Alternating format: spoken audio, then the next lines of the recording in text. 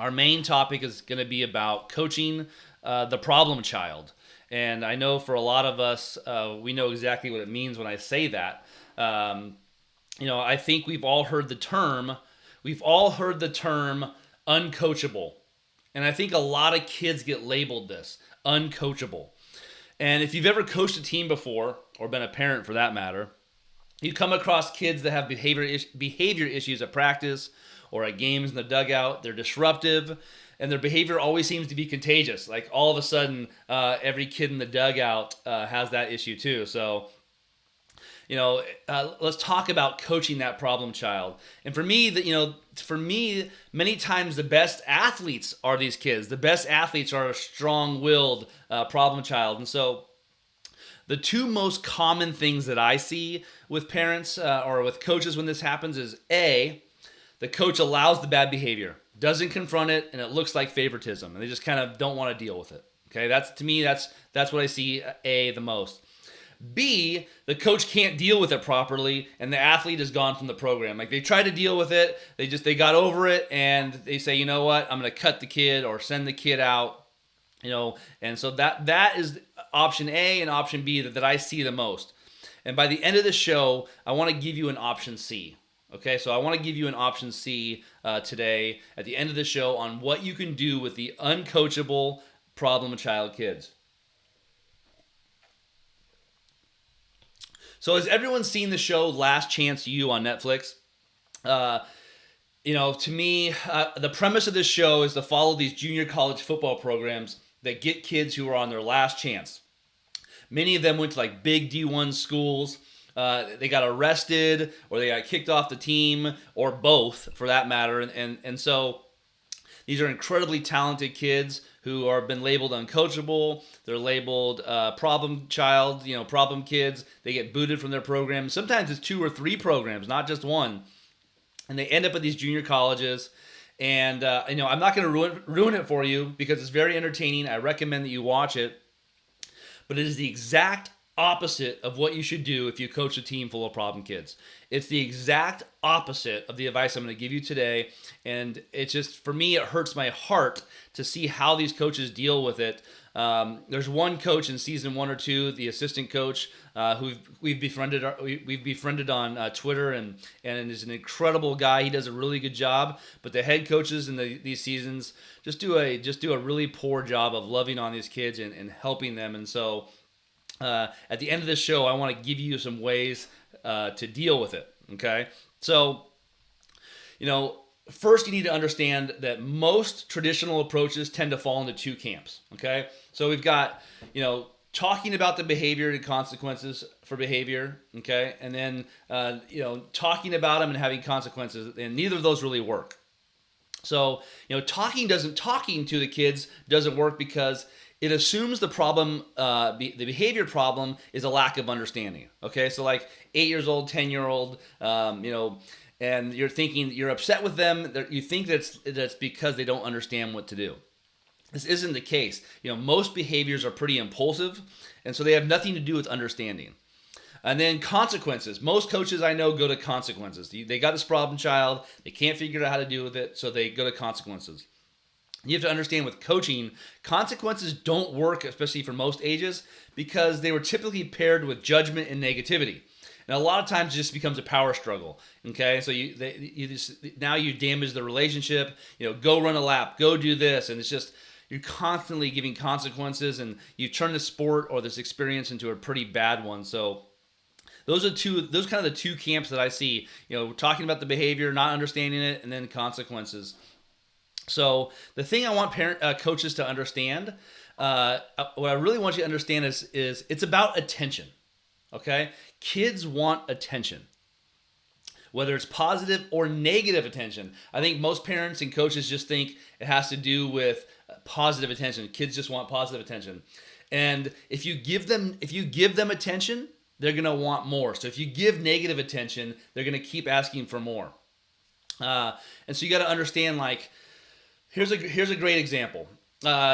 You're doing something and you stop practice to yell at the kid. You give them a big lecture. You take 2 minutes away from practice, and then you have them go run a lap or something. you just stopped practice for everybody. You took all this time and gave attention to this kid. Even though that kid has to go run some laps or do whatever consequence you're saying, he gets the 100% of the coach's attention in that time. And all the other athletes don't. They are getting your attention, and that's what they want. So you got to understand that we've got to stop giving that negative attention. You've got to find ways to do it. So, if you've ever had younger kids and you've heard of the timeout method, that's what we use in our programs. For me, if an athlete is not doing what I ask them to do, I just remove them from the drill, or I remove them from the segment, go sit on the bench. I spend 10 seconds of attention on that kid. Hey, Johnny, this is what we're doing. You're not paying attention. Go sit down for 5 minutes. I'll come back and get you. Boom, done.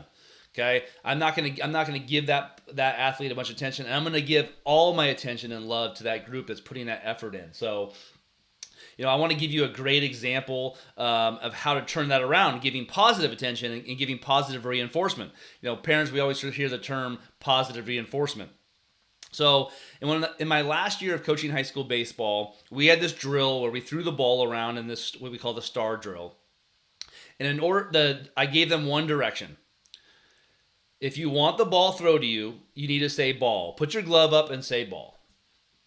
And in the past, when kids would not say ball, I would yell at kids, hey, Johnny, you're not yelling ball. Come on. Hey, Timmy, let's go. You're not yelling ball.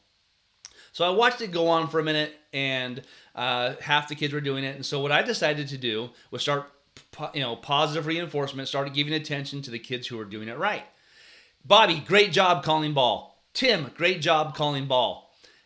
All of a sudden, all 20 players started doing exactly what I asked them to do. And I didn't talk about it. I didn't do anything. I just said, great job, Johnny, calling ball.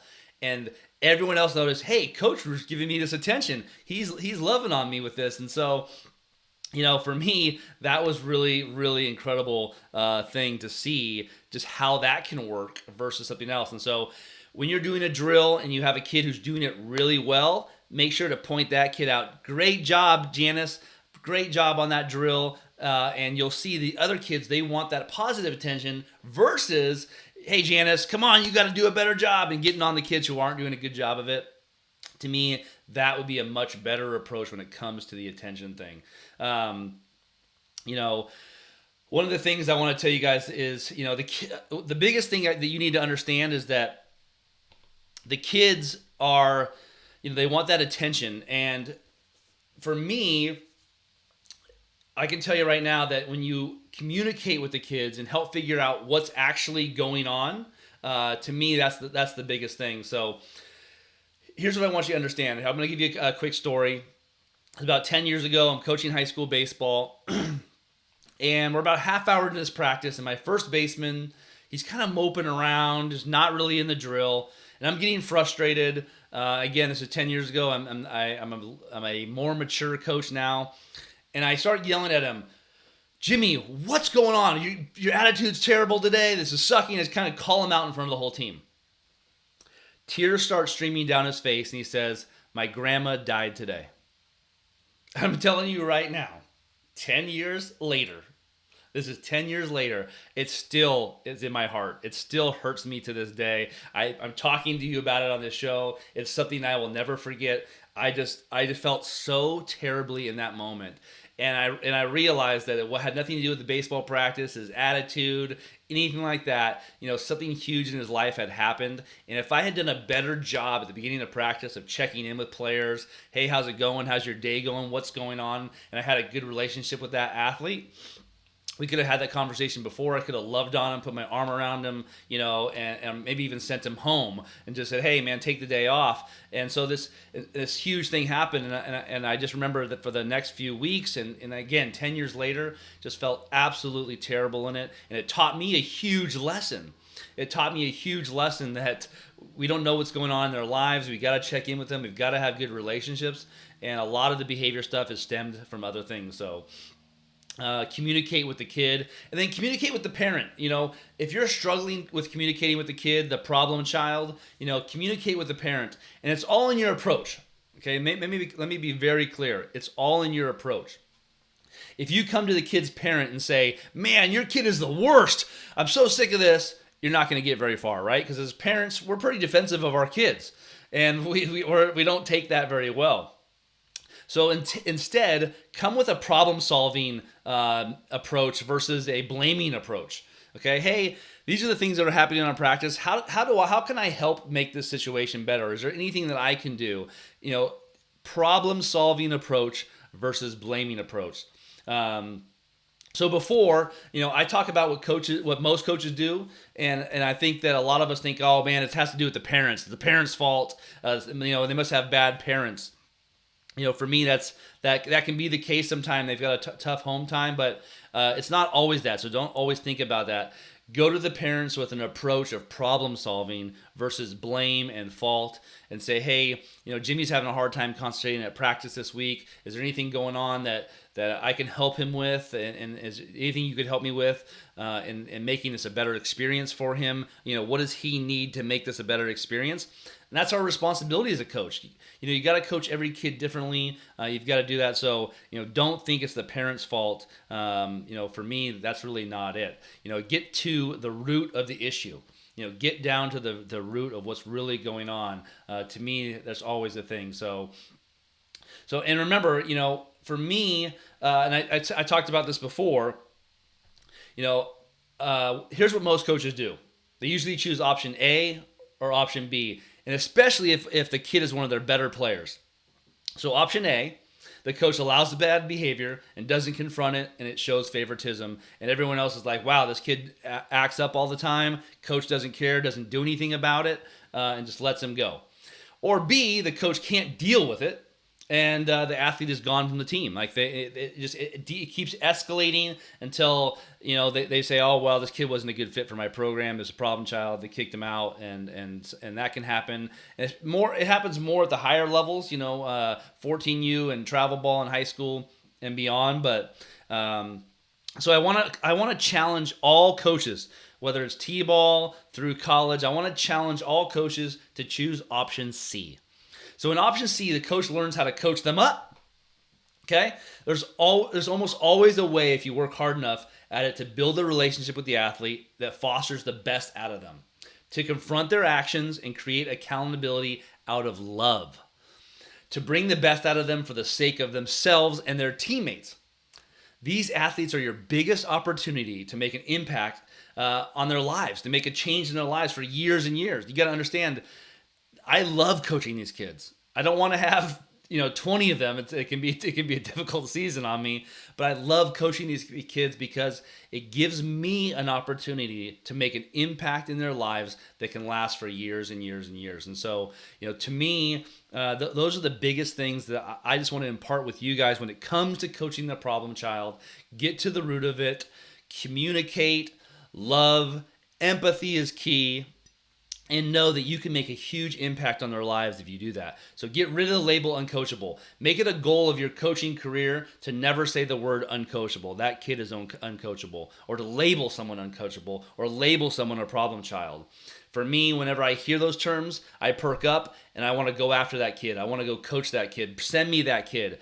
To me, Last Chance U, I would, if I was a junior college football coach, I would beg them to let me be on that show and to have a school that I recruit all those kids and just love on them and make an impact and a change in their life instead of just continuing to make the cycle of their lives really difficult. So I hope that's helpful for you guys this morning.